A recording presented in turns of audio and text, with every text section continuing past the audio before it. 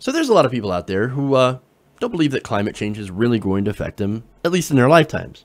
Now, some older people, that would be correct, but other people, well, would not be correct. Those of you who are in their 30s, 40s, and 50s.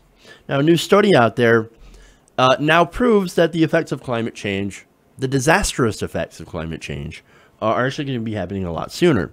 Now, according to a new study released on Wednesday, there will be specific cities along the Jersey Shore and in parts of North Carolina, South Louisiana, and neighboring areas that have been known as being vulnerable from flooding. They are now expected to be completely underwater by 2035.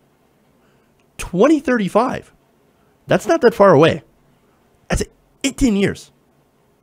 So those are the immediate effects. Now by 2060, it gets worse.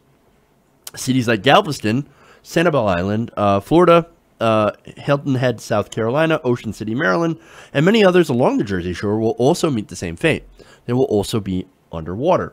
Now, according to the list, more than 50 cities with a population of more than 100,000 could be affected by the end of the century.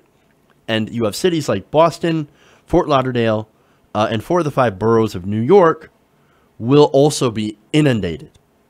So this is big. Well, okay. Now, while the cities on the coast will be saved, the West Coast, I should say, over the next few decades, by 2100, places like San Francisco and LA will also be on the list. So, hey, if your whole plan was to take out the liberals in LA and San Francisco, you're going to have to wait, quite a while. Okay, you're going to have to wait another 83 years for climate change to go after them. But it's going to happen in places like Boston, New York, and Galveston, Texas, and South Louisiana. So, oh damn. Oh damn. Not going to be good. Now, this research hones in on exactly how sea level rise is hitting us first, according to Benjamin Strauss, who is the Vice President of Sea Level and Climate Impacts at Climate Central. He said, the number of people experiencing the chronic floods will first grow much more quickly than sea level itself. So there's the issue right now. So it will have an immediate impact, and we're already seeing this, more flooding. The flooding will impact first, more frequent floods, more dangerous floods, floods that go more inland. And then you will see the sea level rise.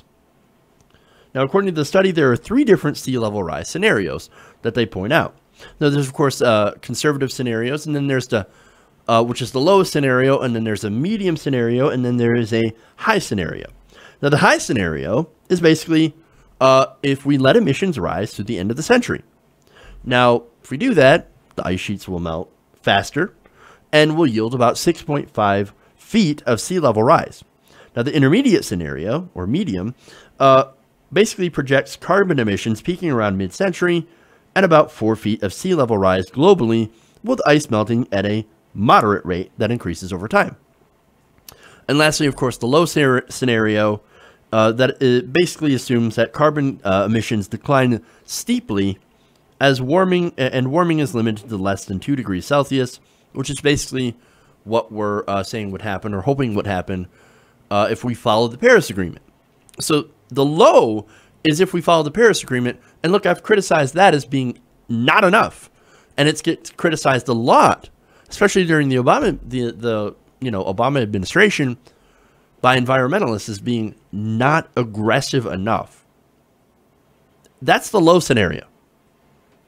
Now, by 2035, about 170 communities will face chronic inundation and possible retreat from affected areas under the intermediate or high scenarios, according to the study. The number will rise to about 270 communities by 2060. The number can also go up to 360 under the high scenario. About 40% of chronically inundated communities in either 3 scenarios would see at least half of their land flooded. By 2100, as many as 490 communities will face the brunt, according to this study. So again, that's if we continue to put more and more carbon into the atmosphere. Now, if we hit the Paris goal, around 380 communities can be saved from the side effect, but we're still going to lose some. That's it. We're still going to lose some. That right there, and that's if we hit the Paris Agreement. We're not there. We're not even there. We pulled out of the Paris Agreement. So we're not even going to save those 380. That was the best case scenario, and we're not doing it. So even if we do what we're doing, we are going to lose a lot of places to the ocean. First to repeat flooding, and then you're going to have sea level rise, which is, of course, is going to be disastrous for those people in the communities. Now, if anybody is doubting climate change, this report is literally right in your face. I mean, look, add that into the recent news of that size of Delaware iceberg that just broke off Antarctica. So then there's an iceberg the size of Delaware just floating around in the ocean. No, nothing to do with climate change at all. No. Chinese hoax. Chinese hoax. Look, for the people who don't believe that climate change, the evidence is all around. All you have to do is just follow some of the news. That's it. All that stuff is there. All the stuff that we're seeing. The record heat. The ice shrinking. The more methane being put in the atmosphere from some of that ice melting. Which that's the next big one. I don't even think this study even addresses that. Where we're going to see more melting permafrost in the Arctic.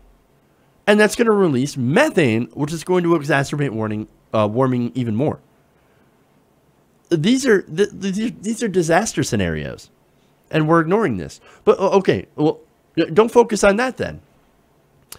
Let me talk to a Trump guy. Okay, hey, you don't like immigration?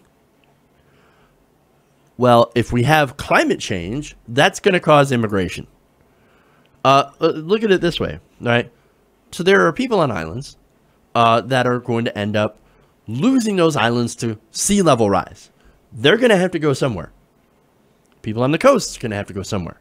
People affected by climate change are going to have to go somewhere. Well, you don't want that, right? I mean, you thought Syria was bad, right? It's going to get far worse when people actually start leaving because they can no longer grow food, or because their land has been taken away by sea level rise. And look, consider this. Consider the Middle East, right? The Middle East has been seeing record heat. Now, you don't like the Middle East. Or at least you don't like people in the Middle East, right? Well, imagine those people, well, they're not going to be able to live there. It's going to be near inhospitable for human life. Or by 2065, it will be inhospitable. Where are those people going to go? Got to go somewhere. If you don't like immigration, well, then maybe you should do something about climate change. Just saying. Me, I'm okay with immigration. But I don't want to see people get chased away from their home because of giant heat waves and droughts and floods. We should not want to see that. We should want to do something about that. Even if it means cutting down on coal, oil, and natural gas. Because that's what we have to do. We have to have bold action today. And that includes green energy, solar, wind. We can already do these things. It's not hard. I was going to say it's not rocket science, because technically it's not, but it is science. It's facts. And it's believing in using the power of science to actually help humanity. We have these things available. All we need to do is invest in them. We can stop this before it gets worse. It's already bad. Look, the places like by 2100, Galveston, Jersey Shore, gone, right? Unless you can breathe underwater. If you can breathe underwater, you're fine. But if you can't, you're screwed, right? Now, even though these effects, the worst effects will happen by 2100, there's also a lot of disastrous consequences that I've just showed you that they're less than 2 decades away. We don't have a lot of time. We need to change now. Like, tick-tock, tick-tock. It's go time. We've got to do this. We've got to change our energy system. We've got to transform our society away from fossil fuels into something that's cleaner and renewable. And we've got to do it now. Hey everybody, thanks for watching this video. If you want to see more like this, please hit the subscribe button below. And if you want to support truly independent progressive media, please consider becoming a patron at patreon.com/TYTNation.